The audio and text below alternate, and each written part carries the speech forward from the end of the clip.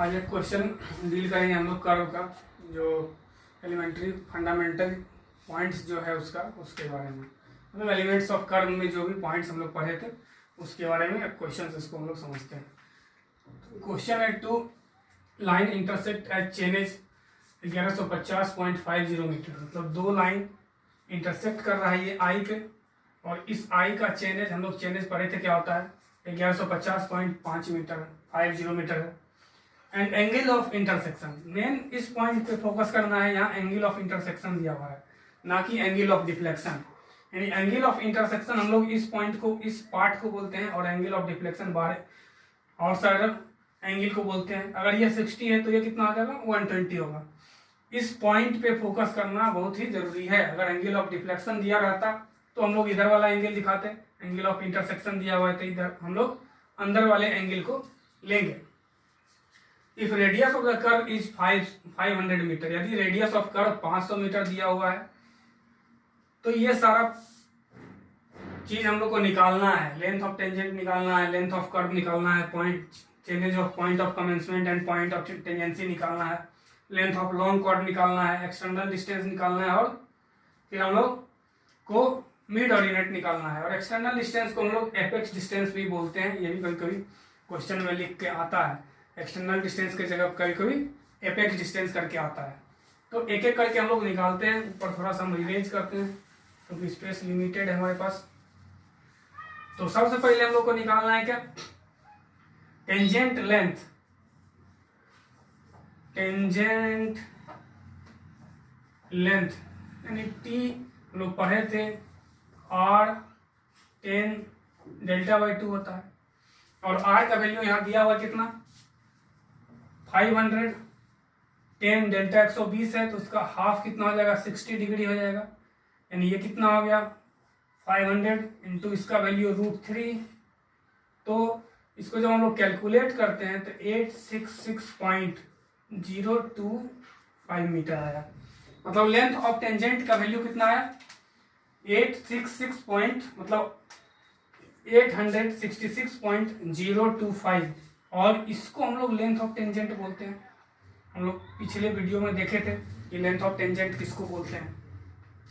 तो फर्स्ट हम लोग क्या निकाले, लेंथ ऑफ टेंजेंट, यानी t इक्वल टू 866.025 मीटर निकाले। अब दूसरा हम लोग को कैलकुलेट करना है लेंथ ऑफ कर्व, यानी लेंथ ऑफ कर्व किसको बोलते हैं, यहां से लेके यहां तक के पार्ट को हम लोग क्या बोलते हैं, लेंथ ऑफ कर्व बोलते हैं। इसको निकालना है तो इसके निकालने के लिए हम लोग फॉर्मूला पढ़े थे। यानी सेकेंड पार्ट हम लोग को निकालना है लेंथ ऑफ कर्व। इसको हम लोग कैपिटल L मान लेते हैं अगर, तो इसका फॉर्मूला हम लोग पढ़े थे पाई R डेल्टा अपॉन 180 डिग्री। यानी पाई तो पाई है, R का वैल्यू 500, रेडियस दिया हुआ है 500, डेल्टा का वैल्यू 120 डिवाइडेड बाय 180, तो ये आता है 1047.20 मीटर। ये दूसरा पार्ट हम लोग कैलकुलेट किए, लेंथ ऑफ कर्व। अब हम लोग को निकालना है क्या चीज, chainage of point of tangency and point of commencement. यानी ये लेंथ ऑफ कर्व इसी को बोलते हैं L इक्वल टू, ये वैल्यू आया 1047.2 मीटर। आगे हम लोग निकालेंगे, मतलब थर्ड पार्ट जो है चेनेज। सबसे पहले chainage of point of commencement का निकालेंगे। ये हम लोग सीखे थे कि पॉइंट ऑफ कमेंसमेंट किसको बोलते हैं और पॉइंट ऑफ टेंजेंसी किसको बोलते हैं। तो पॉइंट ऑफ कमेंसमेंट ये पॉइंट होता है जहां से कर्व इनिशिएट होता है, और जहां कर्व ओरिजिनेट होता है, खत्म होता है, एंड होता है, उसको हम लोग बोलते हैं पॉइंट ऑफ टेंजेंसी। तो इसका चेनेज निकालना है हमको। Chainage of point of commencement equal to क्या होगा,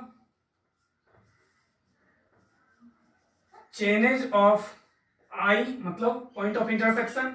अगर इसके चेनेज में ये डिस्टेंस माइनस कर देंगे, चेनेज मतलब हम लोग समझे थे कि इधर से कहीं मेजर करना शुरू किए होंगे और यहां तक का जो दूरी है 1150.50 मीटर आया, तो ये दूरी कितना होगा, तो ये टोटल जो डिस्टेंस है, मतलब आई का जो चेनेज है, उसमें हम लोग लेंथ ऑफ कर्व को क्या कर देंगे, लेंथ ऑफ टेंजेंट को माइनस कर देंगे, मतलब टी माइनस कर देंगे, माइनस टेंजेंट लेंथ।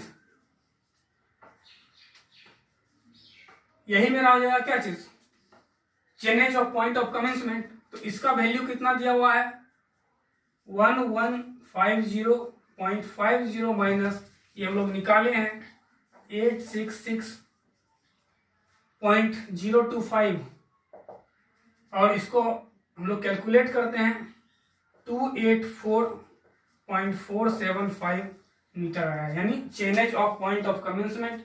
इसका चेनेज कितना आ गया 284.475 मीटर। अब हम लोग को निकालना है chainage of point of tangency, इसका चेनेज निकालना है, यानी इसका दूरी में ये दूरी अगर हम ऐड कर देंगे तो इसका दूरी निकल जाएगा, यानी इसका चेनेज निकल जाएगा। तो हम क्या लिख सकते हैं, चेनेज ऑफ पीटी यानी पॉइंट ऑफ टेंजेंसी बराबर chainage of PC plus length of curve. मतलब इसका चेनेज में अगर ये लेंथ ऑफ कर्व ऐड कर देंगे तो पॉइंट ऑफ टेंजेंसी का क्या निकल जाएगा, चेनेज। तो इसका चेनेज अभी हम लोग निकाले थे 284.475 प्लस लेंथ ऑफ कर्व हम लोग निकाल चुके थे 1047.2, इसको ऐड करते हैं 1358.675 मीटर आया, यानी इसका चेनेज कितना निकल गया, chainage of point of tangency 1358.675 metre. ये थर्ड पोर्शन था क्वेश्चन का। अब हमें निकालना है लेंथ ऑफ लॉन्ग कॉर्ड। तो लॉन्ग कॉर्ड किसको बोलते हैं, हम लोग समझते हैं कि पॉइंट ऑफ कमेंसमेंट और पॉइंट ऑफ टेंजेंसी को मिलाने वाली लाइन को हम लोग क्या बोलते हैं, लॉन्ग कॉर्ड बोलते हैं। यानी length of long chord, length of long chord, इसको निकालने के लिए हम लोग सीखे थे, ये एंगल मेरा कितना है Δ/2, ये भी Δ/2। तो अगर इस ट्रायंगल में हम लोग जाएंगे तो ये डिस्टेंस निकाल सकते हैं, ये r, और ये एंगल है जिसके सामने वाला परपेंडिकुलर ये हाइपोटेनस है, तो साइन में जाएंगे और इसको फिर डबल करते हैं तो ये क्या आता है 2r साइन Δ/2, यानी 2r मेरा 500 साइन डेल्टा 120 है, जिसका हाफ 60 डिग्री हो गया, यानी ये वैल्यू आया 866.025 मीटर। यानी लेंथ ऑफ लॉन्ग कॉर्ड का फॉर्मूला क्या आता है 2r साइन Δ/2, सारे का वैल्यू रख दिए, कैलकुलेट किए 866.025 मीटर आया। अब अगला पॉइंट है हम लोग को निकालना एक्सटर्नल डिस्टेंस। एक्सटर्नल डिस्टेंस, इसको हम लोग ई से डिनोट किए थे और इसको हम लोग एपेक्स डिस्टेंस भी बोलते हैं। इसी पॉइंट को हम लोग क्या बोलते हैं, एपेक्स डिस्टेंस। मतलब यहां से लेके यहां तक का दूरी, मतलब ये दूरी, सॉरी, ये दूरी को हम लोग क्या बोलते हैं, एक्सटर्नल डिस्टेंस।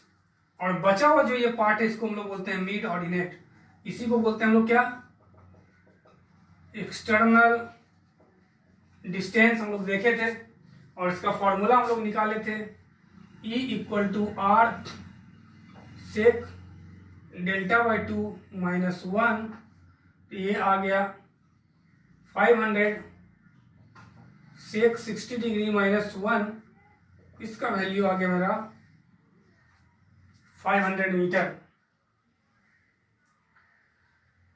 इसके बाद हम लोग को निकालना है मिड ऑर्डिनेट। लास्ट वन जो है मेरा क्या है, मिड ऑर्डिनेट। मिड ऑर्डिनेट को हम लोग m से डिनोट करते हैं, इसको वर्साइन ऑफ कर्व भी बोलते हैं। इसका फॉर्मूला हम लोग देखे थे R1 - cos Δ/2, यानी आर कितना है यहाँ 500, 1 minus cos delta by 2 60 degree, तो इसका वैल्यू आता है 250 मीटर, इसका वैल्यू हाफ। तो ये हम लोग आज एक क्वेश्चन डील किए जो कि कर्व के एलिमेंट्री पार्ट को बताता है। ठीक है।